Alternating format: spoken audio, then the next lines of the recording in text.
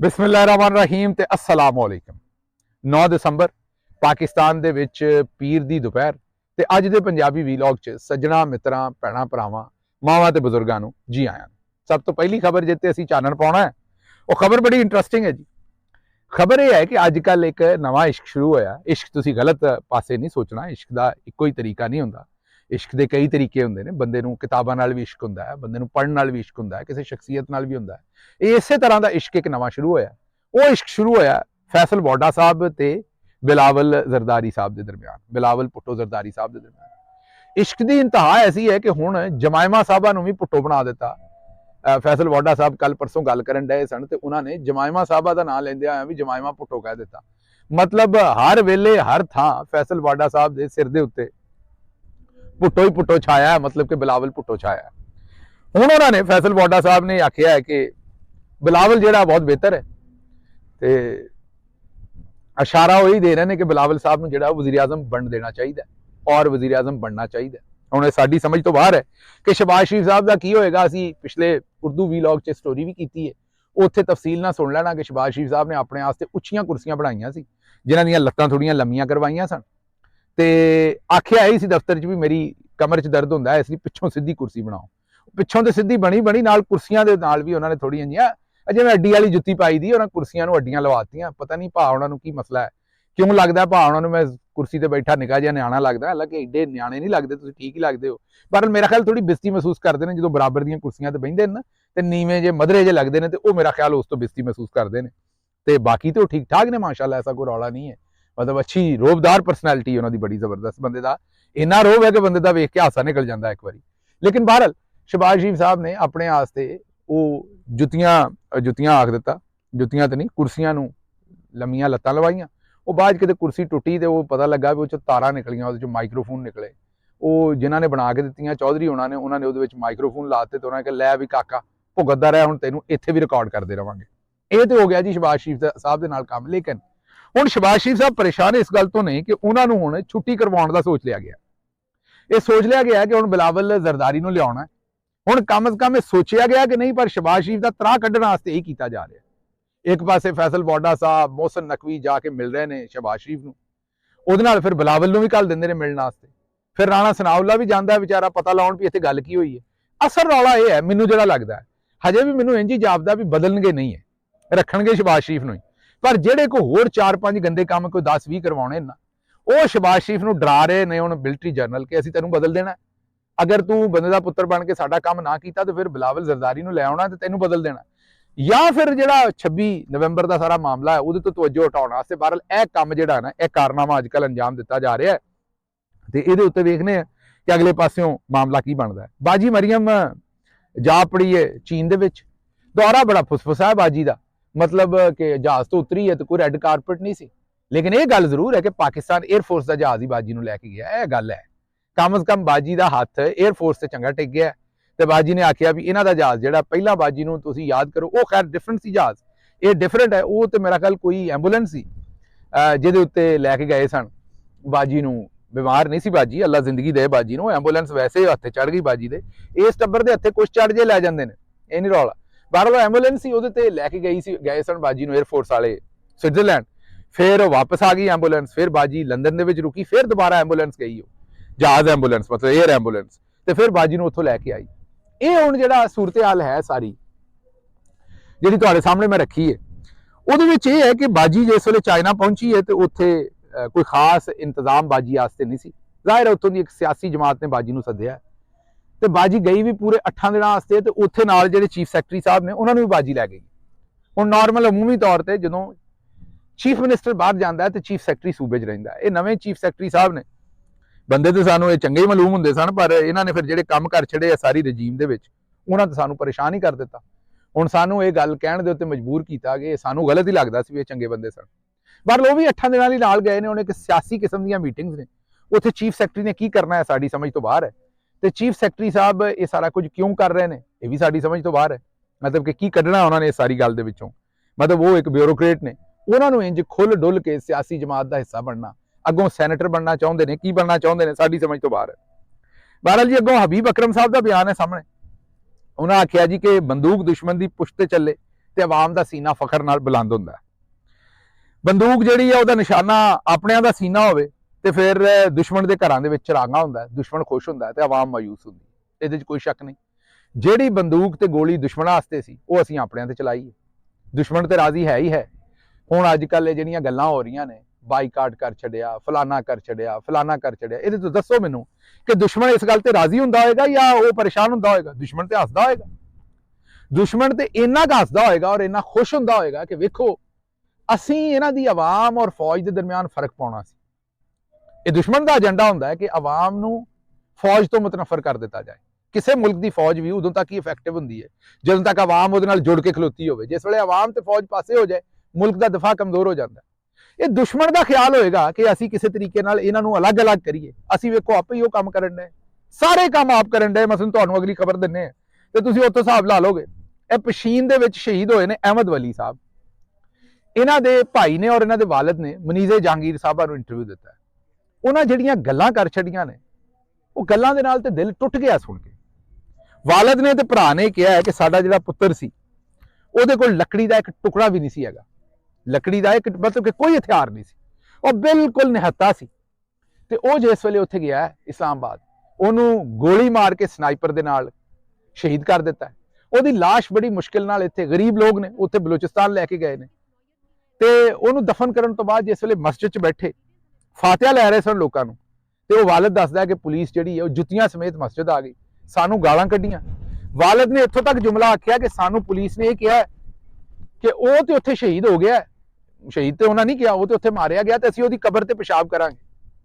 ਹਾਂਜੀ, ਇਹ ਵਾਲਿਦ ਨੇ ਕਿਹਾ। ਮਨੀਜ਼ੇ ਜਹਾਂਗੀਰ ਸਾਹਿਬਾਂ ਨਾਲ ਗੱਲ ਕਰਦੇ ਉਹਨਾਂ ਕਿਹਾ ਕਿ ਵੇਖੋ ਸਾਡੇ ਤੇ 2 FIR ਵੀ ਦਿੱਤੀਆਂ ਨੇ ਮਜ਼ੀਦ ਪੁਲਿਸ ਨੇ ਇੱਥੇ ਬਲੂਚਿਸਤਾਨ ਦੇ ਵਿੱਚ। ਇੱਕ ਉਹਨਾਂ ਦਾ ਪੁੱਤਰ ਇਸਲਾਮਾਬਾਦ 'ਚ ਸ਼ਹੀਦ ਕਰ ਦਿੱਤਾ, ਵਾਪਸ ਗਏ ਨੇ ਤੇ ਉੱਥੇ ਮਸਜਿਦ 'ਚ ਬੇਹਰਮਤੀ ਕੀਤੀ।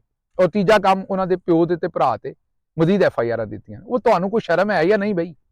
ਕਿਤੇ ਰੁਕਣਾ ਜੇ, ਕਿਤੇ ਸ਼ਰਮ ਕਰਨੀ ਜੇ, ਜਾਂ ਲਾ ਕੇ ਪੀ ਲਈ ਜੇ? ਸਮਝ ਤੋਂ ਬਾਹਰ ਹੈ ਕਿ ਏਡੀ ਬੇਸ਼ਰਮੀ ਜਿਹੜੀ ਉਹਨੂੰ ਕਰਕੇ ਕਿੱਥੇ ਲੈ ਕੇ ਜਾਣਾ ਚਾਹੁੰਦੇ। ਅਗਲੀ ਖਬਰ ਰਾਣਾ ਸਨਾਉल्ला ਸਾਹਿਬ ਦੀ ਹੈ। ਉਹ ਆਂਦੇ ਨੇ ਕਿ ਮੈਨੂੰ ਫੈਸਲ ਵਾਡਾ ਨਾਲ ਬੜੀ ਜਿਹੜੀ ਹੈ ਉਹ ਹਮਦਰਦੀ ਹੈ। ਆਂਦੇ ਨੇ ਫੈਸਲ ਵਾਡਾ ਨਾਲ ਧੱਕਾ ਹੋਇਆ, ਮਾੜਾ ਕੰਮ ਹੋਇਆ। ਫੈਸਲ ਵਾਡਾ ਨਾਲ ਜੋ ਕੁਝ ਹੋਇਆ ਉਹ ਨਹੀਂ ਸੀ ਹੋਣਾ ਚਾਹੀਦਾ। ਉਹਨਾਂ ਕੋਲੋਂ ਜਿਸ ਵੇਲੇ ਪੁੱਛਿਆ ਕਿ ਜੀ ਇਹ ਕਿਉਂ ਕਹਿ ਰਹੇ ਹੋ, ਉਹਨਾਂ ਨੇ ਆਖਿਆ ਵੀ ਵੇਖੋ ਫੈਸਲ ਵਾਡਾ ਵੀ ਸੈਨੇਟਰ ਹੈ, ਮੋਹਸਿਨ ਨਕਵੀ ਸਾਹਿਬ ਵੀ ਸੈਨੇਟਰ ਨੇ, ਉਹੀ ਕੰਮ ਫੈਸਲ ਵਾਡਾ ਕਰਦਾ ਹੈ ਫੌਜੀ ਜਰਨੈਲਾਂ ਵਾਸਤੇ ਜਿਹੜਾ ਮੋਹਸਿਨ ਨਕਵੀ ਸਾਹਿਬ ਕਰਦੇ ਨੇ।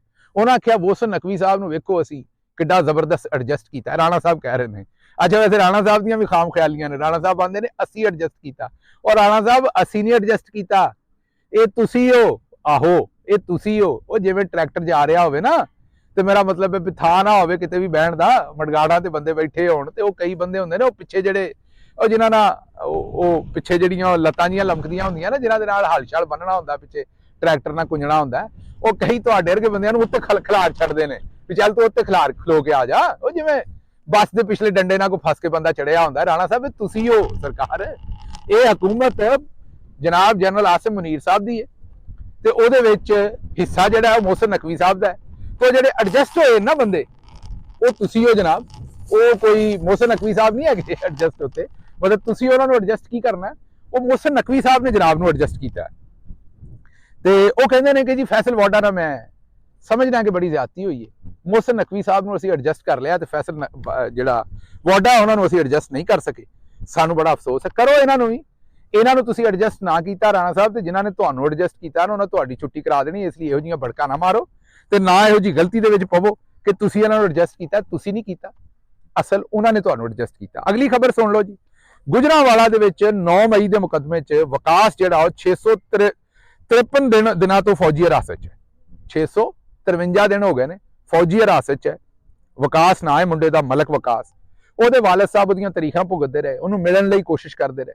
ਹੁਣ ਖਬਰ ਇਹ ਆਈ ਹੈ ਕਿ ਵਾਲਿਦ ਇੰਤਜ਼ਾਰ ਕਰਦਾ ਹੀ ਵਫਾਤ ਪਾ ਗਿਆ ਤੇ ਹੁਣ ਪਤਾ ਨਹੀਂ ਮਲਕ ਵਿਕਾਸ ਨੂੰ ਜਨਾਜ਼ੇ ਤੇ ਆਉਣ ਦੀ ਵੀ ਇਜਾਜ਼ਤ ਦਿੱਤੀ ਜਾਏਗੀ ਕਿ ਨਹੀਂ। ਇਹ ਸੂਰਤ-ਏ-ਹਾਲ ਜੇ। ਦੂਜੇ ਪਾਸੇ ਮੁਨੀਬ ਫਾਰੂਕ ਸਾਹਿਬ ਸਾਨੂੰ ਦੱਸਦੇ ਨੇ ਕਿ ਜਿਹੜੀ ਮੌਜੂਦਾ ਹਕੂਮਤ ਹੈ ਔਰ ਇਹਨਾਂ ਦਾ ਜਿਹੜਾ ਕੰਮ ਧੰਦਾ ਹੈ, ਸਾਰਾ ਪਰਫਾਰਮੈਂਸ ਹੈ, ਮਈਸ਼ਤ ਦੀ ਪਰਫਾਰਮੈਂਸ ਹੈ, ਉਹਦੇ ਤੋਂ ਸਾਡੀ ਫੌਜ ਤੇ ਸਾਡੇ ਆਰਮੀ ਚੀਫ ਸਾਹਿਬ ਜਿਹੜੇ ਨੇ ਉਹ ਬੜੇ ਖੁਸ਼ ਨੇ। ਇੱਕ ਪਾਸੇ ਸਾਨੂੰ ਇਹ ਦੱਸਿਆ ਜਾਂਦਾ ਹੈ ਤੇ ਦੂਸਰੇ ਪਾਸੇ ਜਿਹੜਾ ਮਲਕ ਵਿਕਾਸ ਹੈ ਉਹਦੇ ਘਰ ਦੀ ਖਬਰ ਤੁਹਾਨੂੰ ਅਸੀਂ ਦੇ ਛੱਡੀ। ਅਗਲੀ ਖਬਰ ਮਰੀਮ ਨਵਾਜ਼ ਸਾਹਿਬਾ ਦੀ। ਉਹਨਾਂ ਨੇ ਮੁਫਤ ਦਵਾਈਆਂ ਦੀ ਇੱਕ ਪ੍ਰੋਗਰਾਮ ਸ਼ੁਰੂ ਕੀਤਾ ਸੀ, ਤੁਹਾਨੂੰ ਯਾਦ ਹੋਏਗਾ। ਹੁਣ ਖਬਰ ਨਿਊ TV ਦੇ ਰਿਹਾ, ਅਸੀਂ ਨਹੀਂ ਦੇ ਰਹੇ। इन्हां दी अपनी घर दी खबर कह लो क्योंकि बड़ा करीब है इन्हां दे टीवी वो आंदा है कि मरियम साहबा ने टिकटॉक ते बना लई। मरियम दा जिहड़ा टिकटॉक बनाने दा शौक है तुहानूं पता वो भी तो कौम नूं महंगा पैंदा है ना, वो किहड़ा कोई सस्ता पैंदा है। वो मरियम साहबा ने टिकटॉक ते बना लई, लेकिन ਉਹਦੇ ਨਾਲ ਨੁਕਸਾਨ ਕੀ ਹੋਇਆ? ਉਹਦੇ ਨਾਲ ਨੁਕਸਾਨ ਇਹ ਹੋਇਆ ਕਿ ਉਹ ਪੈਸੇ ਹੈ ਨਹੀਂ ਸੀ ਹਕੂਮਤ ਕੋਲ, ਕਰਜ਼ੇ ਲੈ ਕੇ ਹਕੂਮਤ ਚੱਲਣ ਡਈ ਤੁਹਾਨੂੰ ਪਤਾ IMF ਕੋਲ। ਉਹ ਟਿਕਟੌਕ ਬਣਾਉਣ ਵਾਸਤੇ ਕੰਪਨੀ ਦੀ ਮਸ਼ਹੂਰੀ ਵਾਸਤੇ ਉਹ ਇੱਕ ਪ੍ਰੋਗਰਾਮ ਲਾਂਚ ਕਰ ਦਿੱਤਾ। ਹੁਣ ਨਿਓ ਟੀਵੀ ਆਖਣ ਡਿਆ ਕਿ ਪੰਜਾਬ ਗਵਰਨਮੈਂਟ ਕੋਲ ਪੈਸੇ ਹੀ ਨਹੀਂ ਹੈਗੇ ਲੋਕਾਂ ਨੂੰ ਦਵਾਈਆਂ ਦੇਣ ਦੇ, ਤੇ ਉਹ ਜਿਹੜਾ ਪੂਰੇ ਦਾ ਪੂਰਾ ਪ੍ਰੋਜੈਕਟ ਹੈ ਉਹ ਫਲॉप ਹੋ ਜਾਣਾ। ਇਹ ਤੁਸੀਂ ਆਪ ਵੇਖ ਲਓ ਕਿ ਇਹਨਾਂ ਦੀ ਅੱਗੋਂ, ਲੇਕਿਨ ਇੱਕ ਪ੍ਰੋਜੈਕਟ ਇਹਨਾਂ ਦਾ ਕਾਮਯਾਬ ਹੋਇਆ, ਉਹ ਤੁਹਾਨੂੰ ਦੱਸ ਦਈਏ। ਉਹ ਹੈ ਚੀਨੀ ਦੀ ਕੀਮਤ। ਚੀਨੀ ਮਜ਼ੀਦ ਮਹਿੰਗੀ ਹੋ ਗਈ ਹੈ। ਹਕੂਮਤ ਦੇ ਜਿਹੜੇ ਆਪਣੇ ਰੇਟ ਨੇ ਨਾ ਜੀ, ਆਪਣੇ ਅਦਾਦੋ ਸ਼ੁਮਾਰ, ਕਿਸੇ ਹੋਰ ਦੇ ਨਹੀਂ, ਆਪਣੇ ਅਦਾਦੋ ਸ਼ੁਮਾਰ ਜਿਹੜੇ ਨੇ ਉਹ ਇਹ ਦੱਸਦੇ ਨੇ ਕਿ ਚੀਨੀ 88 ਰੁਪਏ ਜਿਹੜੀ ਹੈ ਨਾ ਉਹ ਕਿਲੋ ਇਸ ਵੇਲੇ ਵਿਕ ਰਹੀ ਹੈ। ਇਹ ਹਕੂਮਤ ਦੇ ਆਪਣੇ ਅਦਾਦੋ ਸ਼ੁਮਾਰ ਨੇ, ਮੇਰੇ ਅਦਾਦੋ ਸ਼ੁਮਾਰ ਨਹੀਂ ਹੈ। ਅੱਛਾ ਜੀ, ਹੁਣ ਅਗਲੀ ਖਬਰ ਵਾਲੇ ਪਾਸੇ ਚੱਲਦੇ। ਖੰਡ ਤੇ ਚਲੋ ਮਹਿੰਗੀ ਕਰ ਹੀ ਦਿੱਤੀ ਇਹਨਾਂ ਨੇ, ਮੈਂ ਤੁਹਾਨੂੰ ਜਿਵੇਂ ਦੱਸਿਆ ਵੀ 88 ਰੁਪਏ ਦੇ ਉੱਤੇ ਚੀਨੀ ਜਿਹੜੀ ਉਹ ਕਰ ਛੱਡੀ ਹੈ, ਤੇ ਚਲੋ ਖੰਡ ਤੇ ਮਹਿੰਗੀ ਹੋ ਗਈ ਹੈ। ਹੁਣ ਅਗਲੀ ਖਬਰ ਵਾਲੇ ਪਾਸੇ ਚੱਲਦੇ। ਉਹ ਖਬਰ ਇਹ ਹੈ ਕਿ ਸੁਹੇਲ ਵੜਾਜ ਸਾਹਿਬ ਕਹਿੰਦੇ ਨੇ ਕਿ ਮਲਕ ਰਿਆਜ਼ ਸਾਹਿਬ, ਨਾਂ ਨਹੀਂ ਉਹਨਾਂ ਨੇ ਲਿਆ, ਉਹਨਾਂ ਕਿਹਾ ਸਭ ਤੋਂ ਵੱਡਾ ਜਿਹੜਾ ਪ੍ਰਾਪਰਟੀ ਟਾਈਕੂਨ ਹੈ ਉਹਦੇ ਨਾਲ ਮਾਮਲਾ ਤੈਅ ਹੋ ਗਏ ਨੇ ਹਕੂਮਤ। ਅੱਛਾ, ਇਹ ਬੜੀ ਇੰਟਰਸਟਿੰਗ ਖਬਰ ਹੈ। ਇਹ ਖਬਰ ਇਸ ਤੋਂ ਇੰਟਰਸਟਿੰਗ ਹੈ ਕਿ ਇਮਰਾਨ ਖਾਨ ਦੇ ਉੱਤੇ ਇੱਕ ਬੜਾ ਤਗੜਾ ਕੇਸ ਬਣਾਇਆ ਹੈ ਕਿ ਜੀ ਮਲਕ ਰਿਆਜ਼ ਸਾਹਿਬ ਦਾ ਉਹ 190 ਮਿਲੀਅਨ ਦਾ ਉਹ ਮਲਕ ਰਿਆਜ਼ ਨੂੰ ਫਾਇਦਾ ਦਿੱਤਾ, ਤੇ ਜਵਾਬ ਦੇ ਵਿੱਚ ਮਲਕ ਰਿਆਜ਼ ਨੇ ਅਲ ਕਾਦਰ ਟਰਸਟ ਯੂਨੀਵਰਸਿਟੀ ਦੀ ਜ਼ਮੀਨ ਇਮਰਾਨ ਖਾਨ ਨੂੰ ਦਿੱਤੀ ਤੇ ਯੂਨੀਵਰਸਿਟੀ ਬਣਾ ਕੇ ਦਿੱਤੀ, ਤੇ ਬੜੀ ਵੱਡੀ ਕਰਪਸ਼ਨ ਹੋਈ ਹੈ। ਤੇ ਉਹ ਹੁਣ ਕੇਸ ਵੀ ਪੂਰਾ ਚਲਾ ਲਿਆ, ਫਰਦੇ ਜੁਰਮ ਵੀ ਆਇਦ ਕਰ ਦਿੱਤੀ ਹੈ। ਹੁਣ ਨੈਬ ਨੇ ਜਿਹੜੀ ਉੱਥੋਂ ਸਜ਼ਾ ਦਿਲਵਾ ਲੈਣੀ ਥੋੜੇ ਦਿਨਾਂ ਦੇ ਵਿੱਚ। ਉਸ ਕੇਸ ਦੇ ਵਿੱਚ ਮਲਕ ਰਿਆਜ਼ ਸਾਹਿਬ ਮਫਰੂਰ ਨੇ ਪਾਕਿਸਤਾਨ ਤੋਂ, ਜਿਵੇਂ ਅਸੀਂ ਸਾਰੇ ਮਫਰੂਰ ਹੈ, ਉਹ ਮਫਰੂਰ ਨੇ ਉਸ ਕੇਸ ਦੇ ਵਿੱਚ ਉੱਥੋਂ। ਤੇ ਹੁਣ ਆਂਦੇ ਨੇ ਕਿ ਮਾਮਲਾ ਤੈਅ ਹੋ ਗਏ ਤੇ 2 ਮਹੀਨਿਆਂ ਚੋਂ ਵਾਪਸ ਆ ਜਾਣਗੇ। ਅੱਛਾ, ਅਗਰ ਮਾਮਲਾ ਤੈਅ ਹੋ ਗਏ ਤੇ ਇਹਦਾ ਮਤਲਬ ਹੈ ਕਿ ਫਿਰ ਉਹਨਾਂ ਦਾ ਕੇਸ ਝੂਠਾ ਸੀ। ਅਗਰ ਮਲਕ ਰਿਆਜ਼ ਸਾਹਿਬ ਦਾ ਝੂਠਾ ਸੀ, ਜਿਨ੍ਹਾਂ ਤੇ ਇਲਜ਼ਾਮ ਲਾਉਂਦੇ ਸੀ ਕਿ ਉਹਨਾਂ ਇਮਰਾਨ ਖਾਨ ਨੂੰ ਰਿਸ਼ਵਤ ਦਿੱਤੀ, ਤੇ ਰਿਸ਼ਵਤ ਕੀ ਦਿੱਤੀ ਕਿ ਯੂਨੀਵਰਸਿਟੀ ਬਣਾ ਕੇ ਦਿੱਤੀ। ਯੂਨੀਵਰਸਿਟੀ ਜਿਹੜੀ ਉਹ ਇਮਰਾਨ ਖਾਨ ਦੀ ਮਲਕੀਅਤ ਨਹੀਂ ਹੈ। ਉੱਥੇ ਗਰੀਬ ਬੱਚਿਆਂ ਨੂੰ 100% ਮੁਫਤ ਤਾਲੀਮ ਦਿੱਤੀ ਜਾ ਰਹੀ ਹੈ ਸੀਰਤ ਨਬੀ ਦੀ। ਇਲਜ਼ਾਮ ਵੀ ਵੇਖੋ ਇਮਰਾਨ ਖਾਨ ਤੇ ਕਿਹੜਾ ਲਾਇਆ। ਬਹਰਹਾਲ ਚਲੋ ਇਲਜ਼ਾਮ ਤੁਹਾਡਾ ਅਗਰ ਮੰਨ ਵੀ ਲਈਏ ਇੱਕ ਮਿੰਟ ਵਾਸਤੇ, ਤੇ ਇਹਦਾ ਮਤਲਬ ਹੈ ਕਿ ਤੁਸੀਂ ਇਹ ਕਹਿ ਰਹੇ ਹੋ ਕਿ ਇਮਰਾਨ ਖਾਨ ਸਾਹਿਬ ਝੂਠੇ ਨੇ ਤੇ ਮਲਕ ਰਿਆਜ਼ ਸਾਹਿਬ ਸੱਚੇ ਨੇ, ਉਹਨਾਂ ਨਾਲ ਮਾਮਲਾ ਤੈਅ ਕਰ ਲਏ ਨੇ। ਤੇ ਜੇ ਮਲਕ ਰਿਆਜ਼ ਸਾਹਿਬ ਵੀ ਝੂਠੇ ਨੇ ਤੇ ਫਿਰ ਸੁਹੇਲ ਵੜਾਜ ਸਾਹਿਬ ਇਹ ਦੱਸੋ ਵੀ ਫਿਰ ਮਿਲਟਰੀ ਸਟੈਬਲਿਸ਼ਮੈਂਟ ਨੇ ਇੱਕ ਮੁਜਰਮ ਦੇ ਨਾਲ ਮਾਮਲਾਤ ਕਿਸ ਤਰ੍ਹਾਂ ਤੈਅ ਕਰ ਲਏ ਨੇ? ਮਤਲਬ ਕੋਈ ਸਮਝ ਨਹੀਂ ਆਉਣ ਡਈ। ਇਸ ਵੇਲੇ ਫਰਦੇ ਜੁਰਮ ਕਰਕੇ ਤੇ ਸਜ਼ਾ ਦਵਾ ਰਹੇ ਨੇ ਇਮਰਾਨ ਖਾਨ ਨੂੰ ਉਸੇ ਕੇਸ ਦੇ ਵਿੱਚ।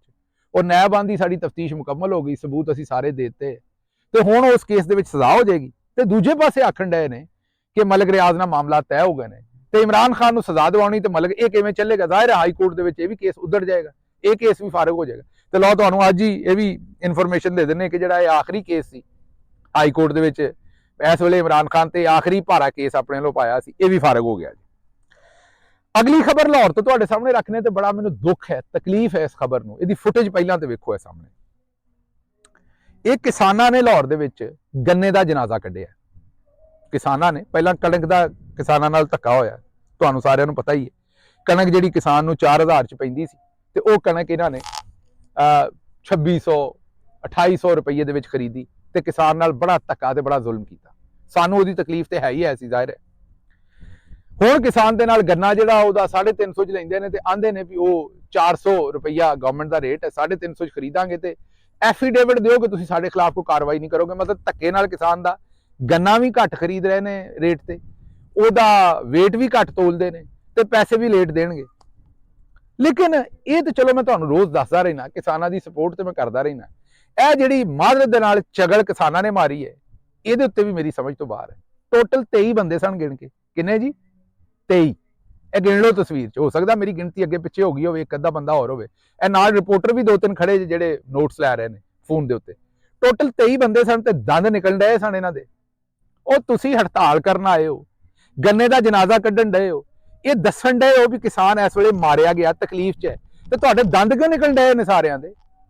ਇਹ ਮੈਂ ਅੱਗੇ ਵੀ ਵੇਖਣਾ, ਬਿਜਲੀ ਬੰਦ ਹੋ ਜਾਏ, ਗੈਸ ਬੰਦ ਹੋ ਜਾਏ, ਕੋਈ ਮੁਜ਼ਾਹਰਾ ਪਬਲਿਕ ਕਰ ਦੇ, ਦੰਦ ਨਿਕਲ ਡਏ ਹੁੰਦੇ ਨੇ। ਉਹ ਬਈ ਅਗਰ ਤੁਸੀਂ ਮੁਜ਼ਾਹਰਾ ਕਿਦੋਂ ਕਰਦੇ ਹੋ ਜਦੋਂ ਦੁੱਖ ਤਕਲੀਫ 'ਚੋਂ, ਤੇ ਦੰਦ ਕਾਹਦੇ? ਜੇ ਤੁਸੀਂ ਆਪ ਹੀ ਇਸ ਕੰਮ ਸਾਰੇ ਨੂੰ ਮਖੌਲ ਸਮਝਦੇ ਹੋ, ਜਾਂ ਤੇ ਮੈਨੂੰ ਲੱਗਦਾ ਵੀ ਇਹ ਕੋਈ ਫਿਰ ਐਵੇਂ ਕੋਈ, ਮੇਰਾ ਮਤਲਬ ਕੋਈ ਪਾਡੀ ਸੀ ਬੰਦਾ ਐਵੇਂ ਜਿਹਨੇ ਪਾਡਾ ਬਣ ਕੇ ਤੇ ਆਪਣੀ ਬਸ ਤਸਵੀਰ ਕੰਪਨੀ ਦੀ ਮਸ਼ਹੂਰੀ ਵਾਸਤੇ ਕੋਈ ਰਿਪੋਰਟਰਾਂ ਨੂੰ ਸੱਦ ਕੇ ਤੇ ਉੱਥੇ ਇੱਕ ਮੰਜੀ ਤੇ 4 ਗੰਨੇ ਪਾ ਕੇ ਤੇ ਗੰਨੇ ਦਾ ਜਨਾਜ਼ਾ ਕੱਢ ਛੱਡਿਆ। ਇਹ ਕਿਸਾਨਾਂ ਦਾ ਖੈਰ ਖੁਆ ਨਹੀਂ ਹੋ ਸਕਦਾ ਇਹੋ ਜਿਹਾ ਬੰਦਾ ਵੀ ਇਹ ਕੀ ਚਗੜਾ ਮਾਰਨ ਡਏ ਹੋ ਮੇਰਾ ਵੀਰ, ਦੰਦ ਕੱਢਣ ਡਏ ਹੋ, 23 ਬੰਦੇ ਹੋ ਟੋਟਲ। ਧੱਕਾ ਤੁਹਾਡੇ ਨਾਲ ਕਿੱਡਾ ਹੋਣ ਡਿਆ। ਤੇ ਜੇ ਤੁਹਾਡੀਆਂ ਇਹੀ ਕਰਤੂਤਾਂ ਰਹਿਣੀਆਂ ਨੇ ਕਿ ਤੁਸੀਂ 23 ਬੰਦਿਆਂ ਨੇ ਆ ਕੇ ਮੁਜ਼ਾਹਰਾ ਕਰਨਾ ਲਾਹੌਰ ਦੇ ਵਿੱਚ, ਗੰਨੇ ਦਾ ਜਨਾਜ਼ਾ ਕੱਢਣਾ ਹੈ, ਤੇ ਫਿਰ ਜੋ ਗਵਰਨਮੈਂਟ ਤੁਹਾਡੇ ਨਾਲ ਲਿਤਰੋ ਲਿਤਰੀ ਛਿਤਰੋ ਚਿਤਰੀ ਹੋਣ ਡਈ ਉਹੀ ਠੀਕ ਹੈ। ਫਿਰ ਤੇ ਤੁਹਾਡਾ ਗੰਨਾ ਉਹ 250 ਚ ਖਰੀਦਣਗੇ ਤੁਹਾਡੀ ਕਰਤੂਤ ਵੇਖ ਕੇ। ਇਹ ਬਹਰਹਾਲ ਜਿਹਦਾ ਵੀ ਆਈਡੀਆ ਸੀ ਬੜਾ ਹੀ ਚਵਲ ਆਈਡੀਆ ਸੀ ਮਾਜ਼ਰਤ ਦੇ ਨਾਲ। ਜੇ ਉੱਥੇ ਮੁਜ਼ਾਹਰਾ ਕਰਨਾ, ਭਰਵਾਂ ਕਿਸਮ ਦਾ ਮੁਜ਼ਾਹਰਾ ਕਰੋ, ਕੋਈ ਟਰੈਕਟਰ ਲਿਆਓ, ਟਰਾਲੀਆਂ ਲਿਆਓ, ਲਾਹੌਰ ਜਾਮ ਕਰ ਦਿਓ ਟਰੈਕਟਰ ਟਰਾਲੀਆਂ ਲਿਆ ਕੇ। ਕੋਈ ਤੁਸੀਂ ਹਿੰਦੁਸਤਾਨ 'ਚ ਨਹੀਂ ਵੇਖਿਆ ਕਿਸਾਨ ਕਿਹੋ ਜਿਹਾ ਮੋਰਚਾ ਕੱਢਦੇ ਨੇ, ਮਤਲਬ ਕਿ ਕਿਹੋ ਜਿਹਾ ਉੱਥੇ ਉਹ ਮੁਜ਼ਾਹਰਾ ਕਰਦੇ ਨੇ। ਕੁਝ ਸਿੱਖ ਲਓ ਉਹਨਾਂ ਦੇ ਕੋਲੋਂ, ਸਿੱਖ ਲਓ, ਹੋਰ ਕੁਝ ਨਹੀਂ ਉੱਥੋਂ ਦੇ ਕਿਸਾਨਾਂ ਕੋਲੋਂ। ਤੁਸੀਂ 23 ਬੰਦੇ ਆਏ ਹੋ ਤੇ ਉੱਥੇ ਤੁਹਾਡੇ ਨਾਲ ਬਹੁਤੇ ਰਿਪੋਰਟਰ ਖਲੋਤੇ ਸਨ ਤੇ ਦੰਦ ਤੁਹਾਡੇ ਨਿਕਲਣ ਡਏ ਨੇ, ਤੇ ਉੱਥੇ ਖਲੋ ਕੇ ਮੁਜ਼ਾਹਰਾ ਕਰਨ ਦੇ, ਗੰਨੇ ਦਾ ਜਨਾਜ਼ਾ ਕੱਢਣ ਡਏ, ਆਪਣੇ ਨਾਲ ਬੜਾ ਸੀਰੀਅਸ ਕੰਮ ਕਰਨ ਡਏ। ਮਤਲਬ ਮੈਂ ਸਮਝ ਤੋਂ ਬਾਹਰ ਹੈ ਮੇਰੀ ਤੋਂ ਕਿ ਤੁਹਾਡੀਆਂ ਇਹ ਜਿਹੜੀਆਂ ਚਵਲਾਂ ਨੇ ਇਹਦੇ ਉੱਤੇ ਬੰਦਾ ਕੀ ਗੱਲ ਕਰੇ। ਬਹਰਹਾਲ ਜਿਹੜੀ ਆਖਰੀ ਖਬਰ ਤੁਹਾਡੇ ਸਾਹਮਣੇ ਰੱਖਣੀ ਹੈ, ਉਹ ਇੱਕ 12 ਸਾਲਾ ਬੇਟੀ ਦੇ ਨਾਲ ਜ਼ਿਆਦਤੀ ਹੋਈ ਸੀ। ਫਿਰੋਜ਼ਾਲਾ ਦੀ ਹਦੂਦ 'ਚ ਇੱਕ ਗੁੰਗਾ ਆਦਮੀ ਹੈ, ਰੇੜੀ ਲਾਉਂਦਾ, ਉਹਦੀ 12 ਸਾਲਾ ਬੱਚੀ ਨਾਲ ਜ਼ਿਆਦਤੀ ਕੀਤੀ ਸੀ। ਉਹ ਪਿੱਟਦਾ ਫਿਰਦਾ, ਲੱਭਦਾ ਫਿਰਦਾ ਇਨਸਾਫ, ਉਹਨੂੰ ਇਨਸਾਫ ਨਹੀਂ ਲੱਭਦਾ। ਚਲੋ ਹੁਕਮਰਾਨ ਤੇ ਬੇਸ਼ਰਮ ਹੋ ਗਏ ਨੇ। ਮੈਂ ਪੁਲਿਸ ਅਫਸਰਾਂ ਨੂੰ ਕਹਾਂਗਾ ਅਗਰ ਕਿਸੇ 'ਚ ਕੋਈ ਸ਼ਰਮ ਹੈ ਤੇ ਇਸ ਬਜ਼ੁਰਗ ਦੀ ਜਿਹੜੀ ਮਦਦ ਕਰੋ, ਸਾਡੀ ਗੱਲ ਹੀ ਸੁਣ ਕੇ ਮਦਦ ਕਰੋ, ਕਮ ਸੇ ਕਮ ਇੱਥੋਂ ਹੀ ਆਵਾਜ਼ ਸੁਣ ਕੇ ਤੇ ਇਹਦੀ ਮਦਦ ਕਰੋ, ਕੋਸ਼ਿਸ਼ ਕਰੋ ਇਹਨੂੰ ਤੇ ਇਹਦੀ ਬੱਚੀ ਨੂੰ ਇਨਸਾਫ ਦਿਵਾਓ। ਮੈਨੂੰ ਇੱਥੋਂ ਇਜਾਜ਼ਤ ਦਿਓ ਜੀ, ਤੇ ਰੱਬ ਰੱਖਾ।